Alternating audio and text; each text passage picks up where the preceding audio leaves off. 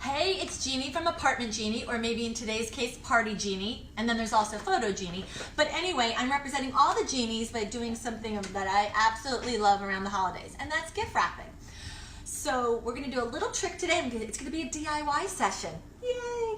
And I'm gonna give you some I'm not gonna give you breast, I'm going to give you some best practices for how to streamline your gift wrapping. So let's talk about that first.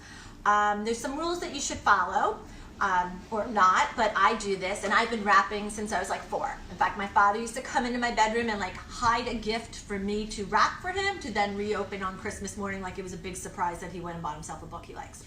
Anyway, so what you should do is gather up all the gifts. Like, try and do it close to the point where you have everything that you want to wrap, because you kind of want to do it all at one sitting.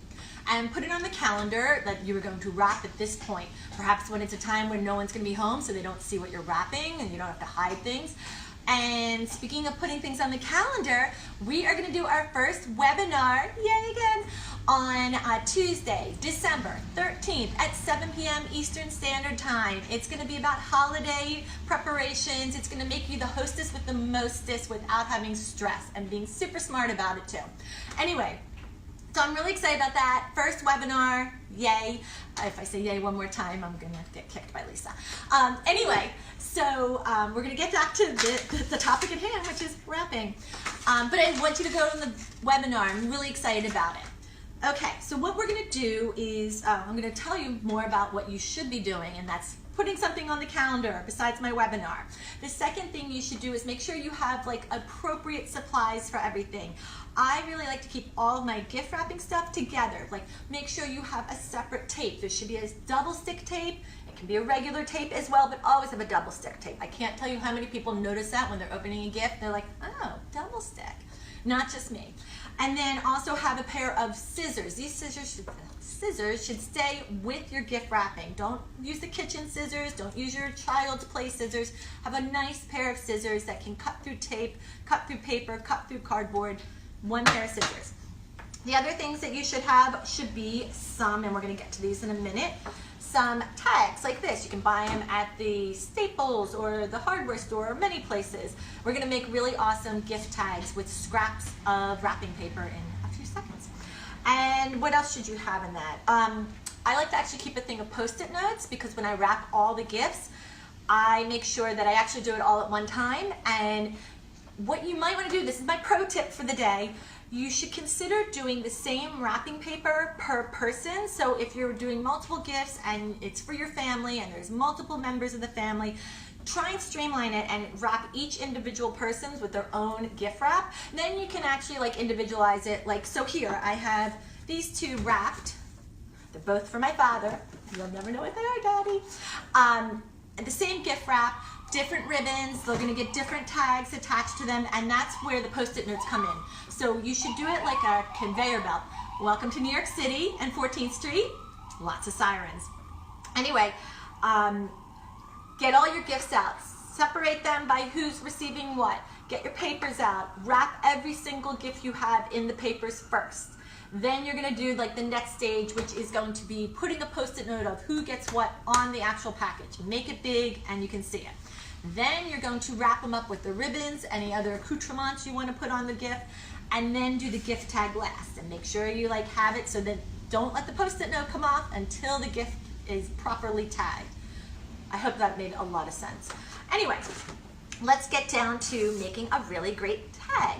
So what you're going to do, and the great thing about this type of thing is that you don't need to buy extra stuff. You actually probably even have some in your home. Like, these came off of, like, I think this came off of a pair of jeans. These, I love these. They all came from the Kenzo H&M line and with the clothing. So I'm going to like repurpose them into tags. This one as well. And you can cover it up.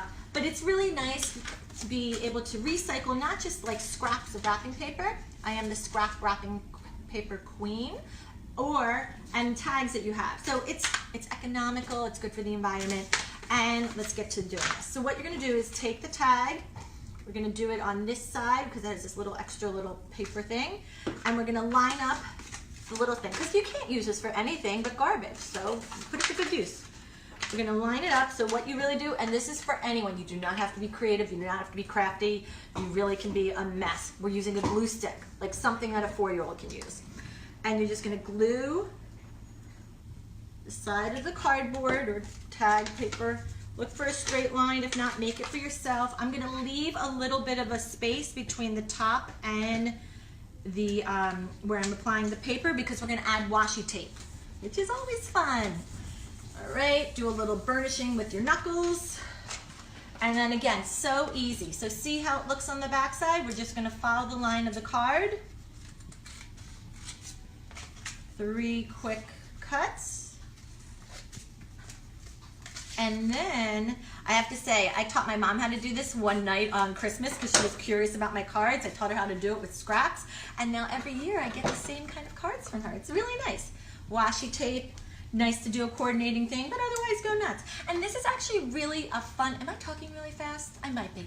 This is a really fun thing to do with kids too and help them get involved in the gift wrapping process. It's a nice crafty project and you can't really screw it up either. And it's not that hard. So again, I'm just taking, oops, I'm not gonna do that.